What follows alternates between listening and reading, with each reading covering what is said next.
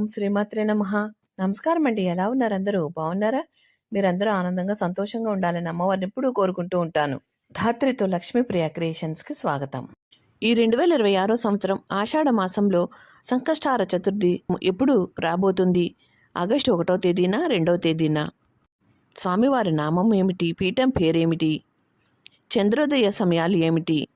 కొత్తగా పూజను ప్రారంభించాలి అని అనుకునేవారు ఈ ఆషాఢ మాసంలో ప్రారంభించుకోవచ్చా అన్న పూర్తి విషయాలు ఈ వీడియో ద్వారా తెలియజేస్తాను. ఎక్కడా కూడా స్కిప్ చేయకుండా చివరి దాకా చూస్తే మీకు బాగా అర్థమవుతుంది.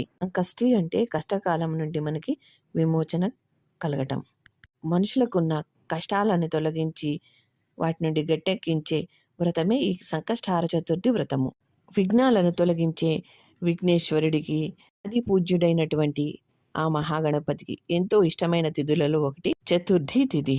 ప్రతి మాసము కృష్ణపక్షంలో వచ్చే చతుర్దశి తిథి అంటే పౌర్ణమి అయిన తర్వాత 3-4 రోజుల తర్వాత వచ్చే చతుర్దశి తిథి రోజున ప్రదోషకాల సమయంలో అంటే సూర్యుడు అస్తమించే సమయానికి ఈ చవితి తిథి అనేది ఉండాలి. ఈ విధంగా చవితి ఎప్పుడైతే ఉంటుందో ఆ రోజున సంకష్టహార చతుర్థి వ్రతాన్ని ఆచరించాల్సిందిగా పరిగణిస్తారు. అయితే ఇలా 2 రోజులు చవితి ఉండడం అనేది సాధారణంగా జరగదు. అలా ఏ నెలలోనైనా ఎప్పుడైనా వస్తే 2వ రోజుని మనము సంకష్టహార చతుర్థి వ్రతాన్ని ఆచరించాలి. ఈ సంకష్టహార చతుర్థి వ్రతాన్ని 3, 5, 9, 11, 21 నెలల పాటు ఆచరిస్తూ ఉంటారు. ఈ వ్రతాన్ని బహుళ చవితి రోజున ఆచరించాలి.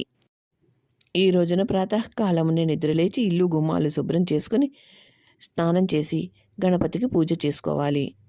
ఒక 1/2 మీటరు ఎర్ర వస్త్రాన్ని తీసుకొని స్వామివారి ముందు పరచి 4 మూలల గంధము కుంకుమ బొట్లతో అలంకరించి మనసులోని కోరికను చెప్పుకొని 3 గుప్పెళ్ళు కానీ 5 గుప్పెళ్ళు కానీ బియ్యాన్ని పొయ్యాలి.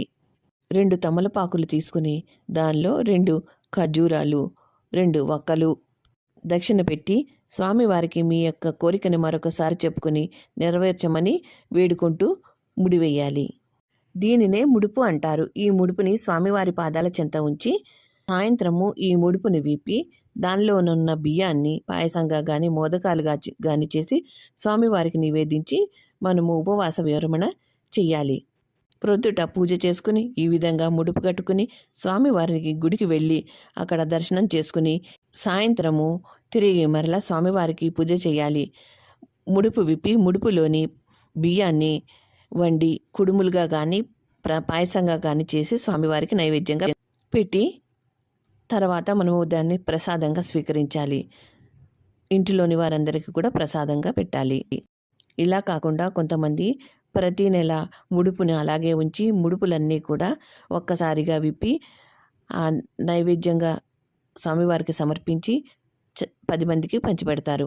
అలాగే ఈ సంకష్టహార చతుర్థి వ్రతాన్ని ఇంట్లో ఆచరించలేని వాళ్ళు గుడికి వెళ్ళి అక్కడ స్వామివారికి జరిగే పూజని కన్నులారా వీక్షించి 3 ప్రదక్షిణాలు కానీ 5 ప్రదక్షిణాలు కానీ 9 కానీ 11 కానీ లేదా 21 ప్రదక్షిణాలు కానీ చేసి అక్కడ స్వామివారి పూజ అనంతరం తీర్థప్రసాదాలను స్వీకరించాలి.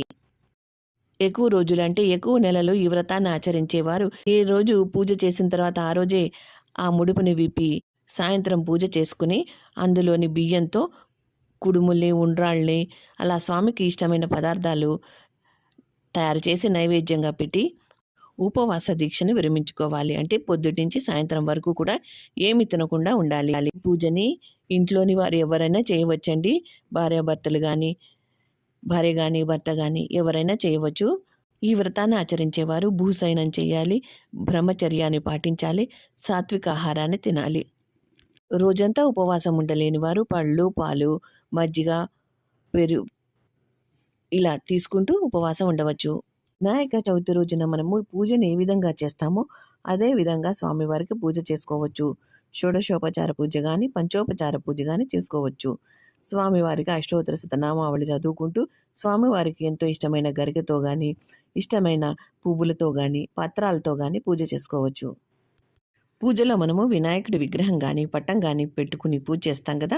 చంద్రుడికి 3 సార్లు వినాయకుడికి ఒక్కసారి అర్ఘ్యం ఇచ్చిన తర్వాతే మనము ఉపవాస దీక్ష విరమించుకోవాలి.